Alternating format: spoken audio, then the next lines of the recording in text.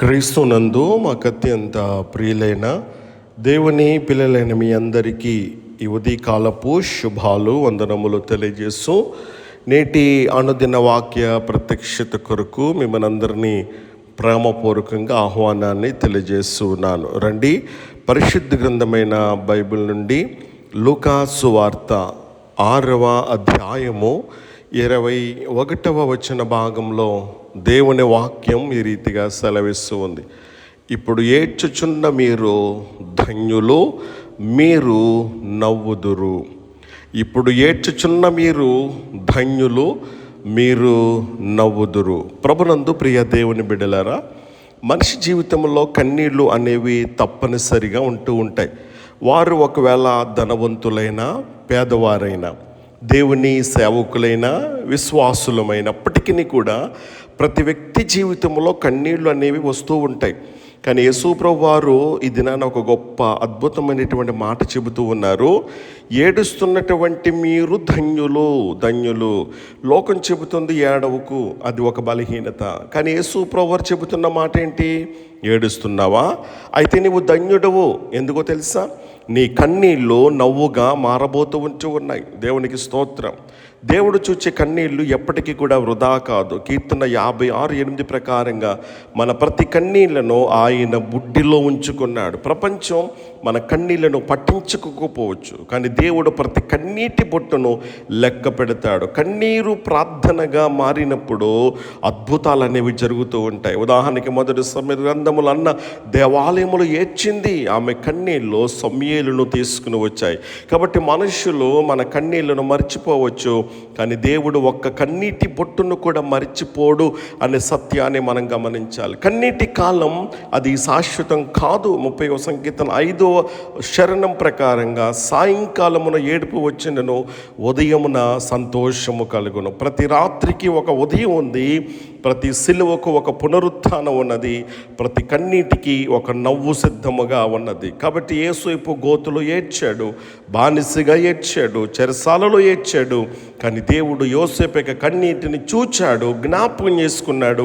చివరికి ఐగుప్తు ప్రధానిగా దేవుడు చేసినట్లుగా మనం చూస్తూ ఉన్నాం. నీ జీవితంలో రాత్రి ఎంత పొడవుగా ఉన్నా దేవుడు సిద్ధం చేసేటువంటి ఉదయాన్ని ఎవరు కూడా ఆపలేరు. కనుక యోహాను 16:20 వచనం ప్రకారంగా ప్రభువారు చెబుతున్న మాట, మీ దుఃఖము సంతోషముగా మారును. ఇక్కడ కృపగల దేవుడు గొప్ప హామీ ఇస్తున్నటువంటి మాట. దుఃఖం ఎప్పుడు కూడా అది శాశ్వతం కాదు. ఆ బాధ అనేది అంతిమం కాదు. దేవుడు ముగింపును ఆనందంగా చేస్తాడు. అలాగైతే కనుక ఈ రోజున మనం గమనించాలి. షారా ఏడ్చింది, కానీ తర్వాత ఇస్సాకును కనినట్లుగా మనం చూస్తున్నాం. ఇస్సాకు అనేటువంటి మాటకు నవ్వు అని అర్థం. అలాగైతే ఈరోజు నీ జీవితంలో, నీ ఇంట్లో కన్నీళ్ళు ఉంటే రేపు అదే ఇంట్లో నవ్వులు వినిపిస్తాయి. దేవునికి స్తోత్రం కలుగును గాక. కన్నీళ్ళు విశ్వాసాన్ని బలపరుస్తూ ఉంటాయి. బాధలోనే విశ్వాసం అనేది పరీక్షించబడుతూ ఉంది. ఉదాహరణకి యోబు అన్నీ కోల్పోయాడు, ఏడ్చాడు, అయినా దేవుణ్ణి ఎప్పుడు కూడా విడిచిపెట్టలేదు. చివరికి దేవుడు అతని అంతిమ స్థితిని మొదటి స్థితి కంటే గొప్పదిగా చేశాడు. కాబట్టి ఈరోజు నీవు ఏడుస్తున్నది నీ ఓటమికి కాదు, దేవుడు నీ విజయానికి నేను సిద్ధం చేస్తూ ఉన్నాడు. పరలోకముల కన్నీళ్ళు శాశ్వతంగా ఏం చేయబడతాయంటే తుడిచివేయబడతాయి. ప్రకటన 21:4 ప్రకారంగా వారి కన్నీళ్ళన్నిటినీ ఆయన తుడిచివేయును. కాబట్టి లోకంలో కొన్ని కన్నీళ్ళు ఉండవచ్చు,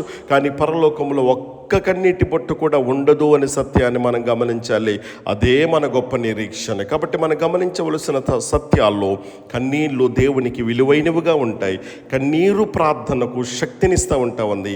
బాధ దేవుని కార్యానికి వేదిక అవుతూ ఉంటుంది. నిరీక్షించిన వారికి దేవుడు నవ్వును అనుగ్రహిస్తూ ఉంటాడు. తాత్కాలిక దుఃఖం శాశ్వత మహిమకు దారి తీస్తుంది అనేటువంటి ఆత్మీయ సత్యాన్ని మనం గమనించవలసిన వారమైన. అలాగైతే కనుక ఈరోజున మన జీవితానికి ఈ రీతిగా అన్వయించుకోగలమా?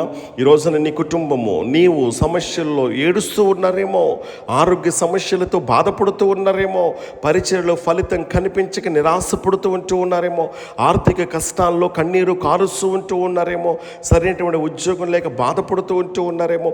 ఏ కన్నీరు నీవు కారుస్తూ ఉన్నప్పటికీ ప్రభువారు చెబుతున్న మాట, ధైర్యంగా ఉండు, ఏడుస్తున్నటువంటి నీవు ధన్యుడవు, త్వరలో నేను నీ నోట నవ్వు నింపుతాను అని చెప్పేసి కృపగలిగినటువంటి దేవుడి రోజున మా జ్ఞాపం చేస్తూ ఉన్నాడు. కన్నీళ్ళు నీ కథకు ముగింపు కాదు, కన్నీళ్ళు దేవుడు రాస్తున్న ఒక కొత్త అధ్యాయానికి ప్రారంభం.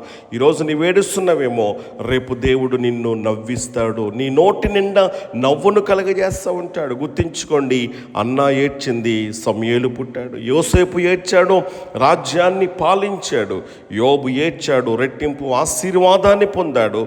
శిష్యులు ఏడ్చారు, పునరుద్ధాన శక్తిని, ఆనందాన్ని చూశారు. ఈరోజు కన్నీళ్లతో దేవుని సంధికి వచ్చిన ప్రతి ఒక్కరికి కృపగల దేవుడు చెబుతున్నటువంటి మాట ఇదే. ఇప్పుడు ఏడుస్తున్నటువంటి మీరు ధన్యులు, మీరు నవ్వుదురు. నీ కన్నీరు ముగియబోతుంది. దేవుడు నీ నోట స్తుతి గీతాన్ని, నీ ముఖంపై ఆనంద నవ్వును ఉంచబోతూ ఉన్నాడు. ఆ రీతిగా కృపగల దేవుడు మనందరికీ సహాయము చేసి నడిపించునుగాక.